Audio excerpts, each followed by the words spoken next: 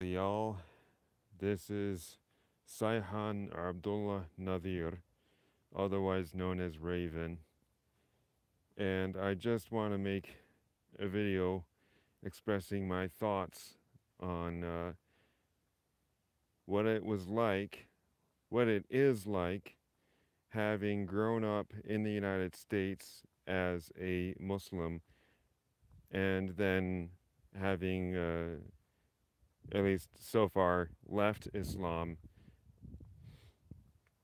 So I was born in Darmstadt, Hesse, Germany in 1991 to an American military father and an American Muslim mother.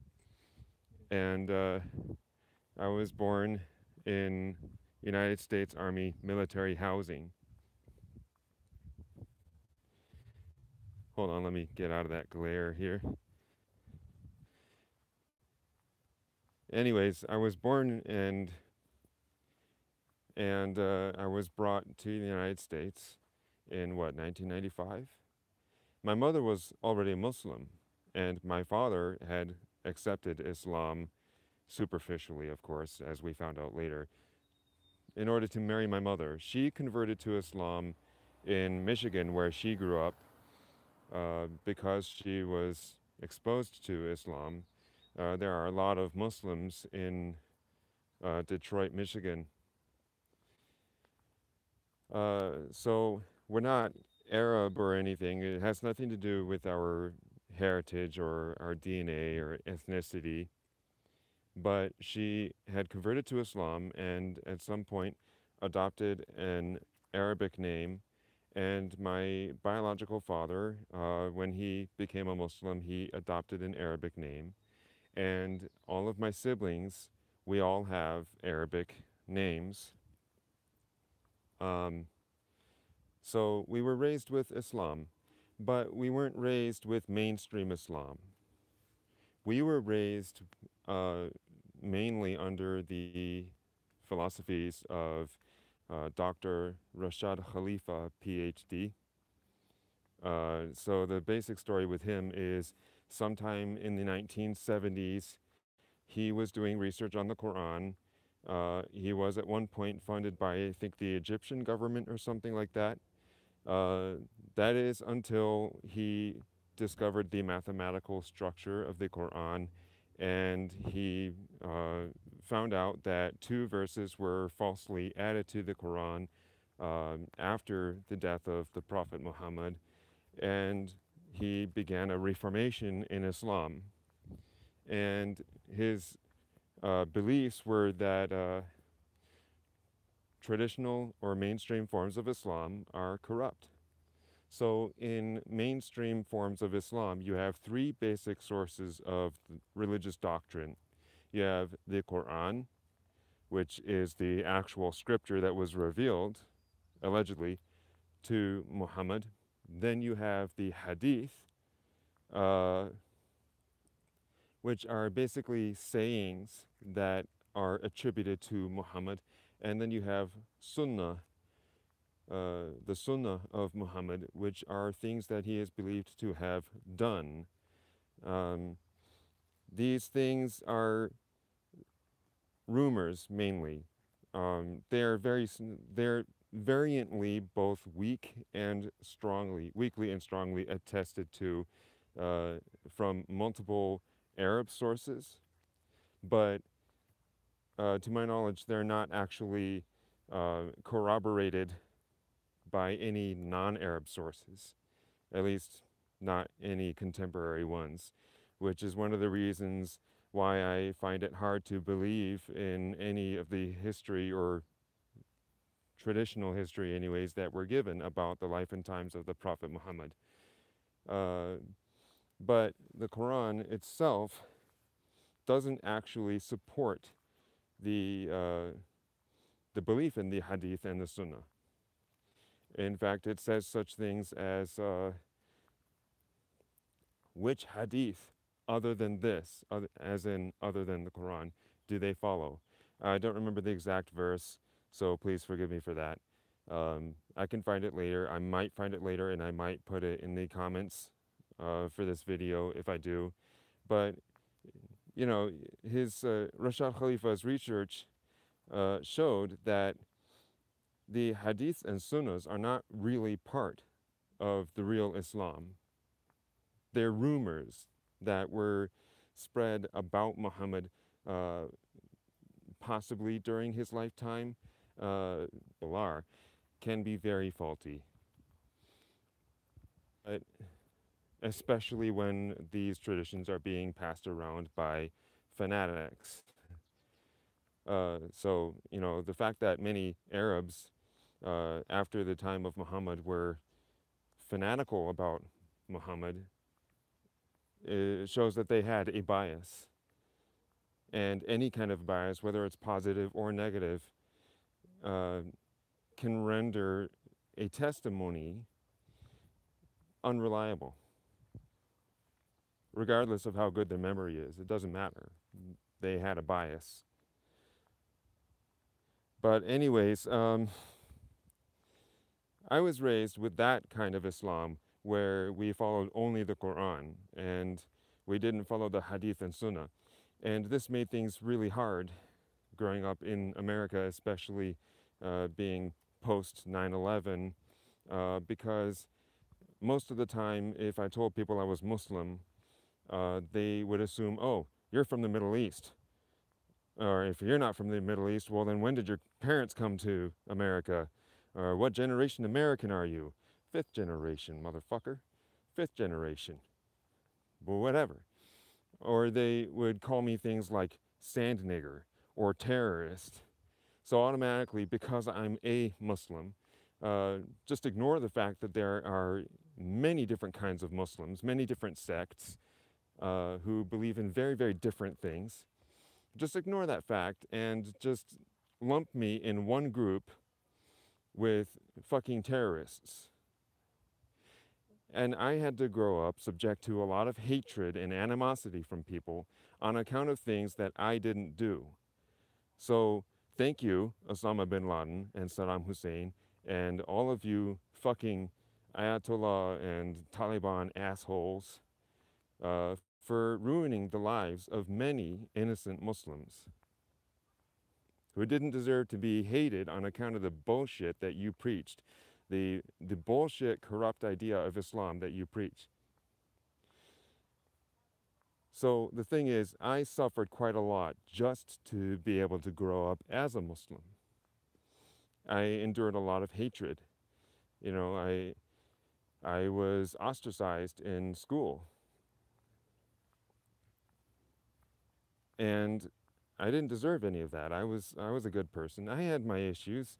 I wasn't a saint or anything, but I never did anything wrong. I certainly wasn't a terrorist. I was a kid. I wasn't a fucking terrorist. I didn't support the terrorists. I didn't even believe in the same kind of Islam as they did. But being that I wasn't even a mainstream kind of Muslim, I wasn't just rejected by non-Muslims. I was also subject to prejudice and hatred and anger from Muslims. Oh, you're not a Sunni or a Shia? Well, you're a heretic.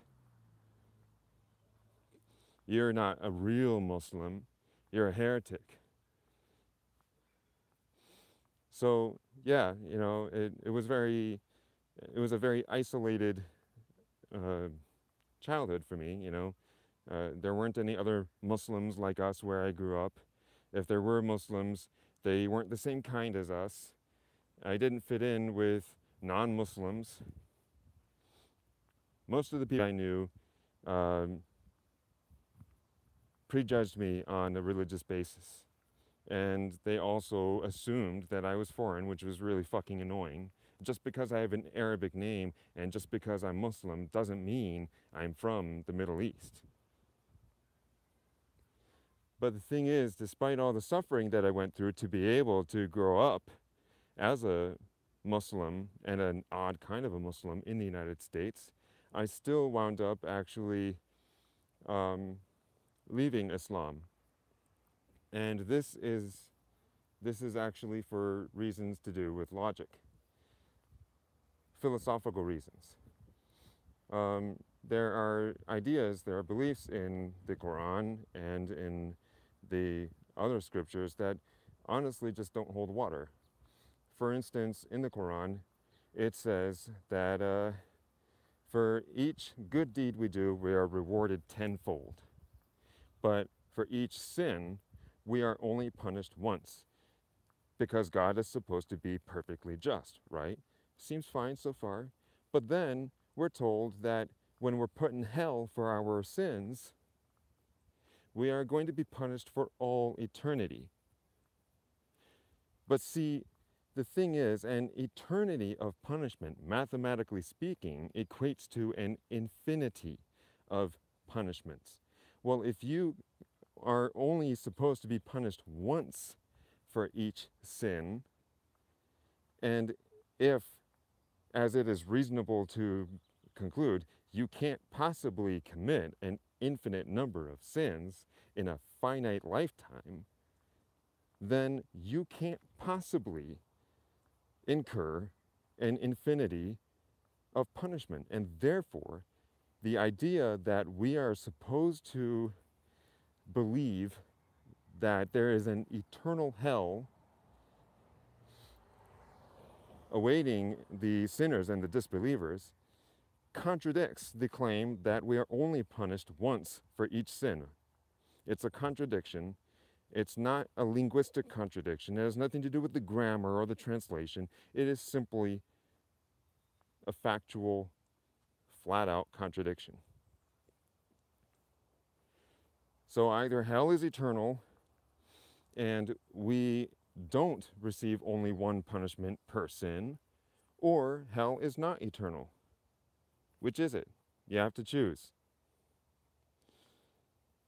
Another one of the reasons why I left Islam, and not just Islam, but any of the Abrahamic religions, is because the more I study the Quran and the Old Testament and the New Testament and other scriptures related to them, including Apocrypha, the more I start to realize that this idea, this concept of God, is extremely contradictory.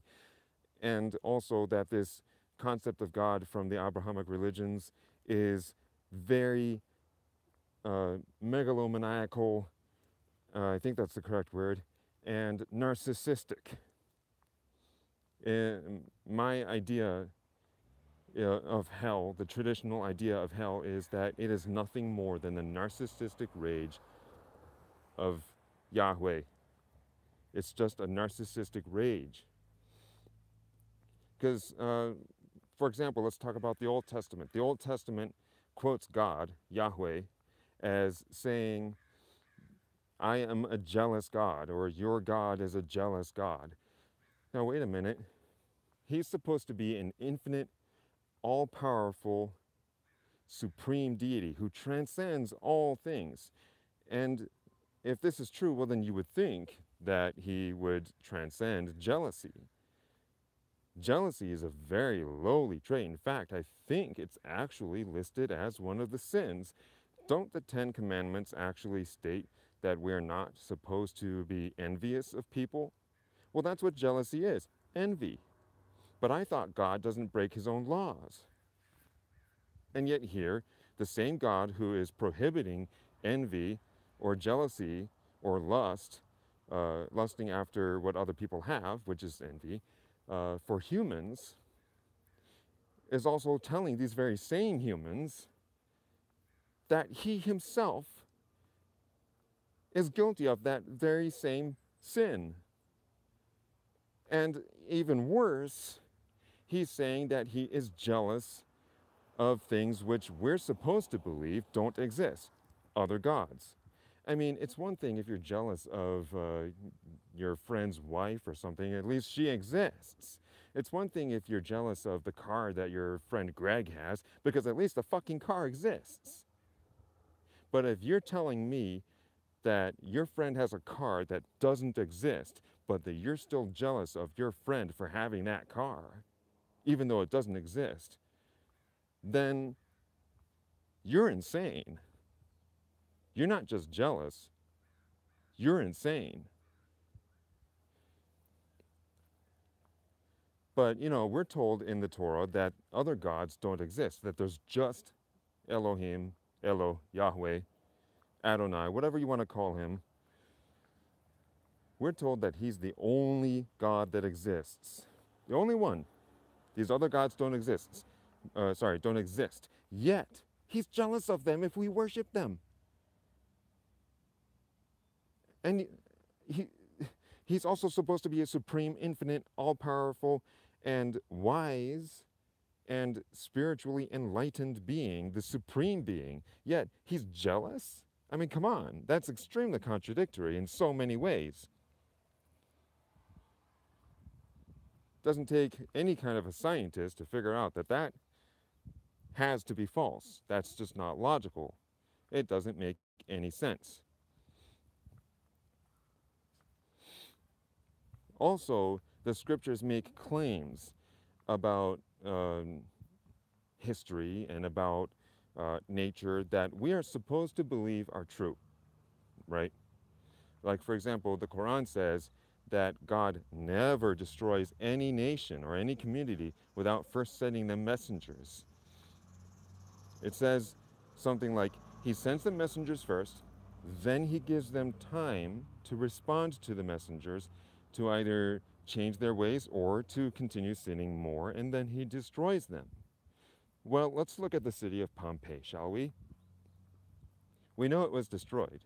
And it does seem like an interesting coincidence that they were destroyed by the very thing that they were gathered to worship, right?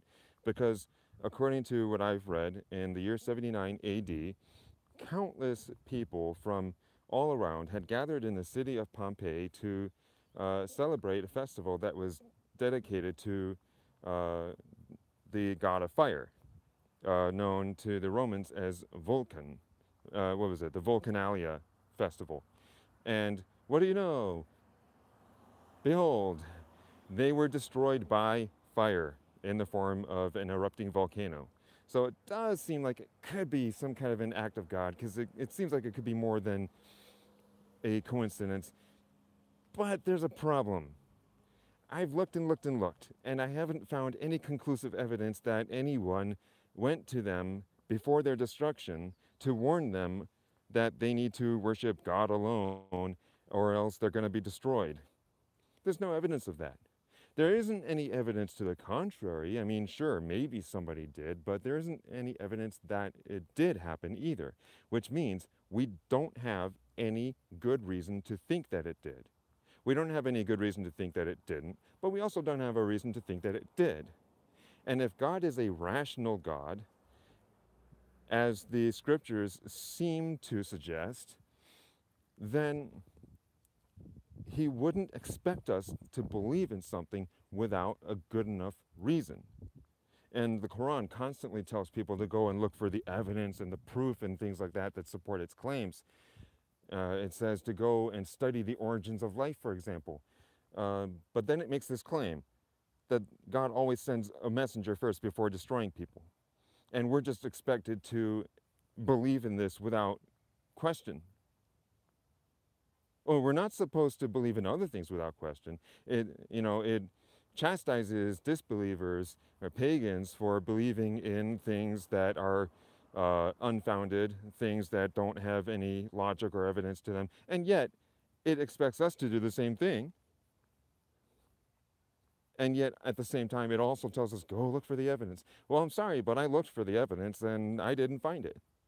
There isn't any evidence that every time a society has been destroyed, that it was destroyed specifically by God, or that if it was destroyed by God, that God sent messengers to them first. I can't, in good conscience, believe in that statement in the Quran. I can't. There's not enough evidence for it. So I finally got to the point where I had to reject all of the scripture. I just had to turn them all down and just go back to the drawing board and try and figure things out from scratch. And that's what I did. I went back to nature. I just studied nature, I studied science, and I looked to see whether or not there's any evidence of a god or gods or a goddess or goddesses or some combination thereof. And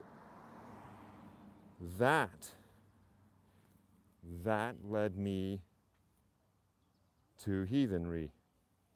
I have scientific reasons and philosophical reasons as to why heathenry makes more sense than anything else so far. Either heathenry or pantheism, one of the two. You know, I'm at a point where I'm kind of back and forth between the two. I kind of see all things as, in a scientific way, functioning as a collective singularity.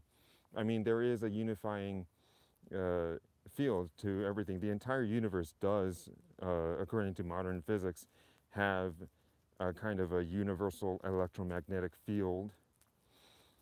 And then there's Heisenberg's uncertainty principle and so on and so forth.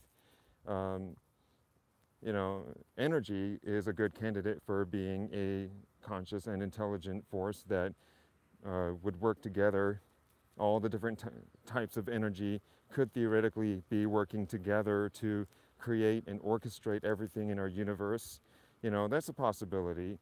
Uh, but it's also possible that it's definite that divine beings exist. I'll go into some of the scientific bases that I found for heathenry specifically in another video. The main point of this video here is my story of transitioning from a very devout and pious um, unorthodox Muslim to a believer in multiple deities. Anyways, over and out. That's the end of part 1. Now, how do I turn this off?